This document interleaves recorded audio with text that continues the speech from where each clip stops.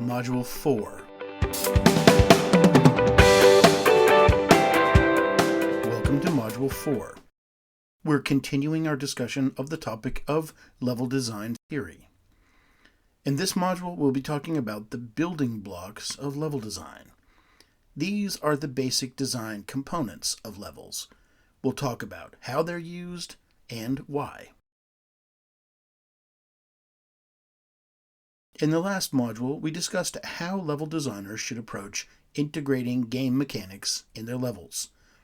We learned that designers must understand the fundamental mechanics of the game, the 3 C's, and take them into account when they're designing gameplay spaces. We also discussed how game mechanics form the foundation of level encounters. And finally, we discussed content strategy, techniques for distributing game mechanics throughout a level and an entire game. We're going to dive into the components of level design. These are the building blocks that you'll assemble to make your levels. These are also the elements that you'll use when you're documenting your level designs. For the purposes of this module, I'm going to present examples as if we're designing levels for action games, but the concepts we're discussing could still apply to most other genres of game. The 4 basic building blocks are encounters, narrative elements, vistas, and audio elements. We've discussed encounters in several modules previously, but so far we've glossed over giving them a hard definition. So let's make one now. Here it is. An encounter is a discrete area in a level designed to feature mechanics of the game. Think of each encounter as a complete package of gameplay. An encounter may feature the core mechanics of the game, character, camera, and controls, and/or any of the specific game mechanics as well. As an example, let's step through the process of designing an encounter space for a first-person shooter game. We're going to talk through the overall approach so we can break it down step by step. We know a little bit about our level concept based on the genre of the game itself. As a first-person shooter, our game will heavily feature the core mechanics, camera, controls, and character. And most encounters will feature the game mechanic of some kind of bad guys that the player needs to defeat as they progress through the play space. Our intentions for the game design will tell us a lot about the tone of the encounter that we're going to design.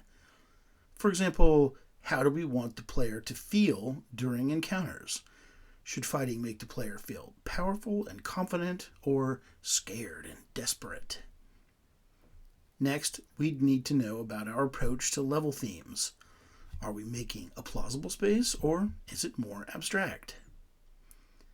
Then we'd want to talk about our content strategy. Are we using a progression model for placing mechanics, or are we following an author model, and is the choice up to us as the individual level designer? Once those fundamental questions are asked and answered, we can then start the design process for our encounter. Next, we need a concept for the encounter. It's useful to look on our list of memorable moments that we've compiled for the level to help find a concept to build around. Alternately, we could look to the story of our game to see if we need to create some kind of dramatic context or if we need to include any particular narrative content. As we'll see in the next section, these can be the basis of great encounters. But occasionally you're just building meat and potatoes encounters, setups that are built to entertain the player and to fill up content. In cases like that, an interesting structural theme can give a little inspiration for the gameplay design. Alternately, you could look to your content strategy for ideas of what to include. Level designers tend to fall into the habit of overusing the same mechanics as they're populating their play spaces.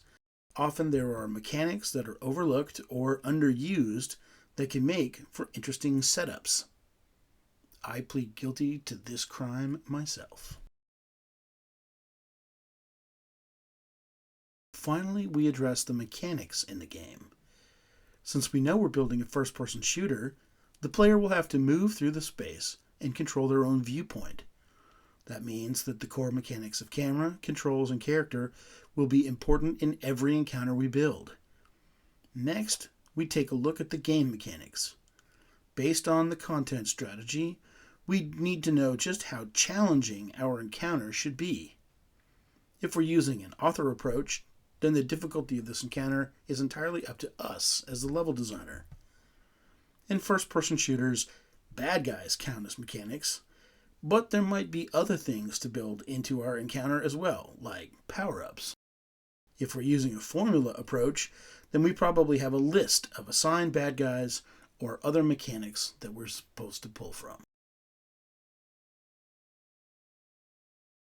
To sum up, encounters are discrete areas in your level that feature the mechanics of your game, core mechanics as well as gameplay mechanics.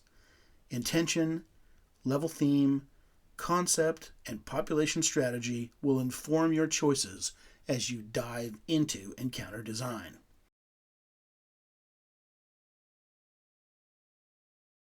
Narrative content is just another type of building block. They are elements of a level that communicate story to the player. Like encounters, we have to plan carefully for when and where narrative content is included in our levels. And like encounters, narrative content needs careful consideration from team-wide factors like intention and level themes. There are a few common types of narrative content that appear in game levels: discoverable story, opt-in story, and cutscenes. Let's break them down one by one. Discoverable story is anything that the player can choose to engage with that adds more information to the game story or the game world. Discoverable story elements typically don't require much level real estate to bring to life. For example, they might be journals that the player can read, audio files that they can listen to, or even log entries on computer monitors in the game. Discoverable elements are usually set in locations that reward player exploration, but they have to be placed carefully. If the player elects to engage with the story and they're suddenly jumped by unexpected bad guys, that can ruin the effect of the story piece. That happened to me as I was playing the first-person shooter Borderlands on PC. I stumbled across a piece of opt-in story, an audio tape left behind by the previous explorers of an alien planet. But when I started it up to listen to it, bad guys suddenly showed up and started shooting at me. I had to fight for my life, and the audio of the battle trampled over the voice of the recording, and there was no way to stop it. I never heard the rest of the tape, and as a completist, I was profoundly frustrated with the game and with the level designer. Opt-in story elements are parts of the story that the player can elect to follow up on if they choose. Opt-in story elements usually lead to additional playable content. Examples would be things like side quests in role-playing games or other optional playable content like achievement-based goals. Because they are playable, opt-in story elements can have an impact on the overall difficulty of the game. For example, a player might choose to do every single side quest in a role-playing game, which could have the effect of leveling their character to a much higher point than just the content that is on the main story path of the game. As such, level designers need to pay careful attention to how opt-in story fits into their content strategy. If you've played games for any length of time, chances are you've encountered a cutscene. During a cutscene, control is taken away, and events of the game's story play out in front of you. They can be used to tell large parts of the story, like events leading up to the dramatic context of the in-game action, or they could even be small scenes where the camera cuts away briefly to show events that are happening somewhere other than in the player's immediate location, like a remote door being unlocked or guards moving off-screen to intercept an intruder. Like other types of narrative content, cutscenes require careful planning on the part of the level designer. Often cutscenes need to show characters, locations, or events that are not a standard part of the level environment. The designer may need to find a way to include the setting and characters of the cutscene in their level while still keeping it hidden from view from the actual playable spaces. As we discussed when we learned about level themes, areas that are intended to tell story often require a higher level of visual fidelity than normal gameplay spaces. The visual requirements for cutscenes can have an effect on the overall technical requirements for your level. The conditions to trigger cutscenes need to be carefully considered in the structure of your level. If they can accidentally start when there is action on screen, that could be disastrous for the player. Finally, it should go without saying that cutscenes require a team to be on the same page in terms of the use of their level themes. Your overall intentions and your use of theme will have a huge impact on how your cutscenes are constructed. Long ago, when sailing ships ruled the waves, a captain and her crew were overtaken by a pirate ship. As the pirates approached, the captain bellowed to the first mate, "Bring me my red shirt." The captain pulled it on and led the crew into battle with the pirate boarding party, who were roundly repelled. Weary from the fight, the crew sat around on deck with the first mate and asked, "Captain, why did you call for your red shirt?" The captain's face was stern as she replied, "If I am wounded in battle, the red shirt does not show the blood, and so you, my crew, continue to fight on unafraid." The crew sat in silence, marveling at the courage of their leader. As dawn came the next morning, the lookout in the crow's nest screamed that there were pirate ships, 10 in all, surrounding them, all with boarding parties on their way. The crew became silent and looked to the captain for her orders. Calm as ever, she simply said, "Bring me my brown pants." Hardy, hardy, har, har! Let's talk about another kind of building block in our toolkit, the vista. Vistas are visual encounters designed to occupy the player's attention with visual details in the landscape. Vistas are typically large, establishing shots of the physical environment of a level designed for maximum visual impact and beauty. Here are a few examples from popular games.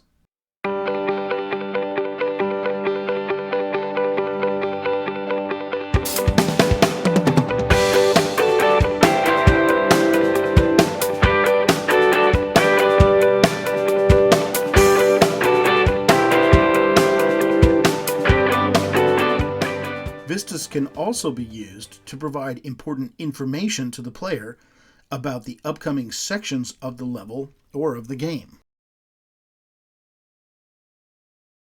A preview vista is designed to give the player a view of an encounter before they actually reach it in the game. Previews are a great way to build a sense of anticipation in the player. Sometimes it's useful to give the player a view of an enemy or an encounter that gives them some sort of a hint of what they need to do to win. Hint vistas are a great tool for this. Sometimes the hint is explicit, like showing a point of vulnerability on the enemy boss. Sometimes the hint is included in the cinematic presentation of the situation. For example, a hint might show barrels that need to be shot and exploded floating down the river underneath a bridge. Or it might provide some kind of a hint about the nature of the enemy. For example, it might show a snow giant that melts if he happens to stumble into open patches of fire. The tingler is a type of vista that puts the player in a visually exciting or perilous spot. While it may not be conveying any particular information to the player, a tingler vista can be very fun to experience. Level building blocks include using sound in a variety of ways. Sound and music are some of the most powerful tools that designers have to make level spaces more believable and more immersive.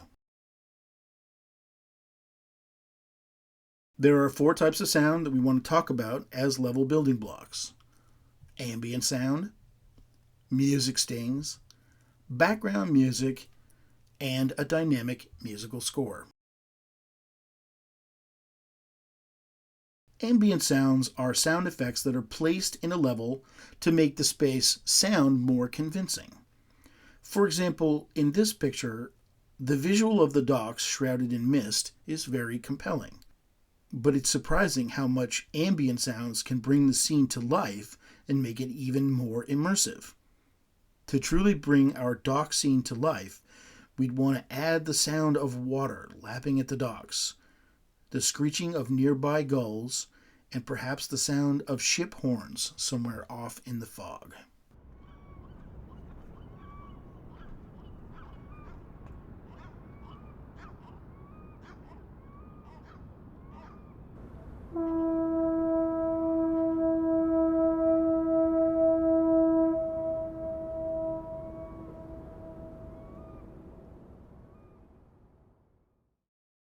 Ambient sounds are typically placed in levels as a point in space that broadcasts sound in a sphere around them. The sounds attenuate, meaning that they are loudest close to the center and quieter as the player moves away towards the edges of the sphere. In this example picture, the sound of chirping birds could be centered on this tree and loudest up in the canopy. The further the player got away from the tree, the quieter the sound of birds would be. And of course, outside the sphere of the sound generator, the player wouldn't hear any bird calls at all. Music stings are short pieces of music that are triggered when the player reaches a particular point in a level or accomplishes a particular goal.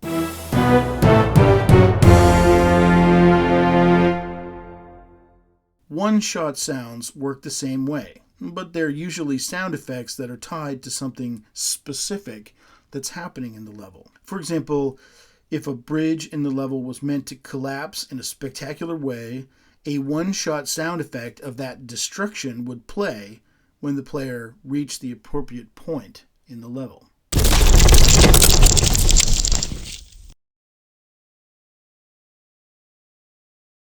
Games may simply have a musical soundtrack playing in the background, which the player can opt to make quieter or even turn off entirely.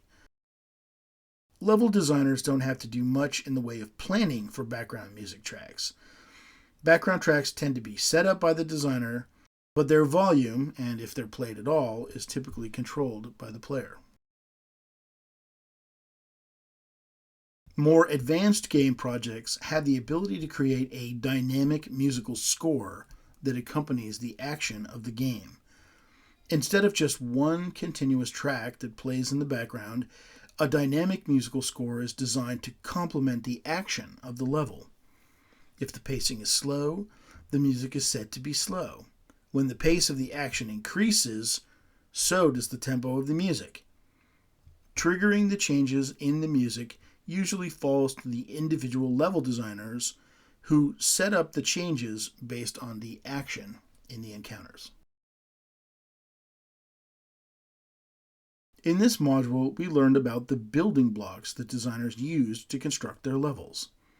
We discussed encounters, narrative content, vistas, and audio elements. Once you have your level concept, the building blocks combine with your list of memorable moments to create the conceptual framework for your level. In the next module, we'll learn how levels are physically constructed and the major design considerations for building them. See you in Module 5.